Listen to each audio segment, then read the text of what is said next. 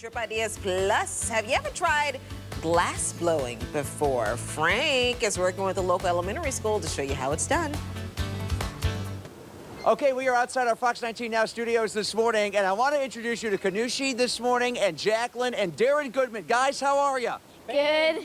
Thanks for joining us this morning. Okay, so we're dealing with something really hot here. This is a furnace, and Darren, you're teaching the kids at King's through a special program about glass blowing. Absolutely. This whole week we've been sharing the art of glass through the history of the creation of making it. And Now take us through the process a little bit here. How hot does that furnace get, and does the glass start out cold and then you heat it up? How do you get it going? Well, the first thing we do is we get the pipe hot, but then we're going to stick some glass on the end of it, and we'll do that by coming right here. Now this is where you actually kind of get the colors, right? Because you can add different colors to this if you wanted to. This is actually the clear glass, and so the clear glass starts out looking kind of like ice cubes, but as it heats up, it's going to get liquid hot and give kind of a yellowy orangey hue, and that will end up being how we begin to apply the color, because right now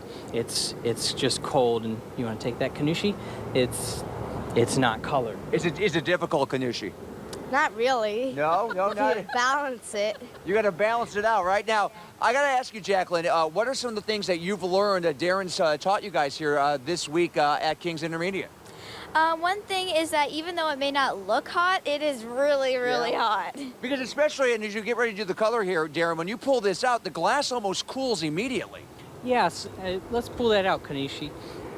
As you can see, this glass is beginning to get yellow, but it's actually just beginning to get that color because of its radiant heat. It's around 2,000 degrees. Wow. And so within just a few moments, this is actually going to be cool to the point to where it's not moving at all. So in order for us to get some color on it, we need it even hotter. Okay, now in our final couple seconds here, let's go over a couple of these pictures here, because you're actually working with the kids and you're going to put together a sculpture at the end of the week. Absolutely.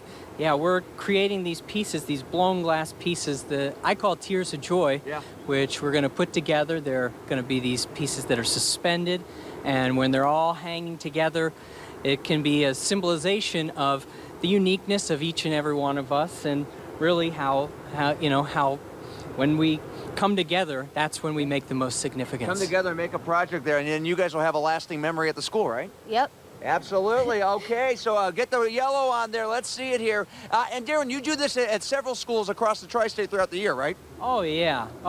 I've been across the country. I've been to Museum of Glass in Washington. Next month I'm going to Corning, New York, the city of glass. And it is quite the art form there as we continue to mold here this morning.